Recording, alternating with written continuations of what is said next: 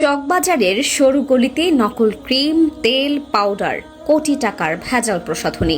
ভিত্তিহীন সৌন্দর্যের আড়ালে চলছে মৃত্যুর কারখানা। নামি দামি ব্র্যান্ডের লেভেল লাগিয়ে তৈরি ও বিক্রি হচ্ছিল নকল ক্রিম, লোশন, পাউডার, লিপস্টিক, এমনকি শিশুর জন্য বানানো অযোগ্য ও দায়িত্বহীন বেবি লোশনও।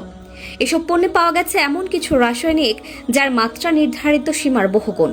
সেই রাসায়নিক ত্বকের সঙ্গে সংস্পর্শে এসে ধীরে ধীরে শরীরের অভ্যন্তরে ঢুকে অঙ্গ প্রত্যঙ্গ ক্ষতিগ্রস্ত করছে। সাধারণ শরীরচর্চার পর সৌন্দর্যের উদ্দেশ্যে কেউ এসব ব্যবহার করলে তারা আসলে নিজের স্বাস্থ্যকেই ধ্বংসের দিকে ঠেলে দিচ্ছেন। সেনাবাহিনী ও র্যাবের সহযোগিতায় টানা 2 দিনের অভিযানে বিএসটিআই অভিযান চালিয়ে কোটি টাকার ভেজাল প্রসাধনী উদ্ধার করেছে।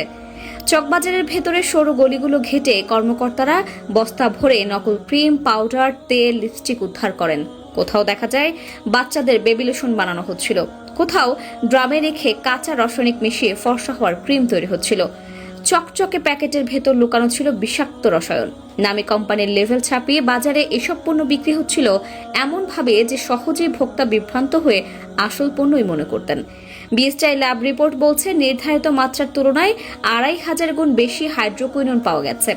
হাইড্রোকুইনোন নিজে একটি শক্তিশালী রাসায়নিক। সীমিত ও নিয়ন্ত্রিত ব্যবহারে ত্বকের নির্দিষ্ট চিকিৎসায় কাজ করলেও উল্লেখিত মাত্রায় তা মারাত্মক ক্ষতিকর। এই মাত্রা হলে শুধু বাহ্যিক রং বদল নয়, রক্ত প্রবাহে মিশে কিডনি, লিভার সহ গুরুত্বপূর্ণ অঙ্গগুলোর কার্যকারিতা ধীরে ধীরে ব্যাহত করে। সাধারণ ভাষায় সৌন্দর্য পাওয়ার নামে মানুষ নিজের শরীরে বিষ ঢালছে।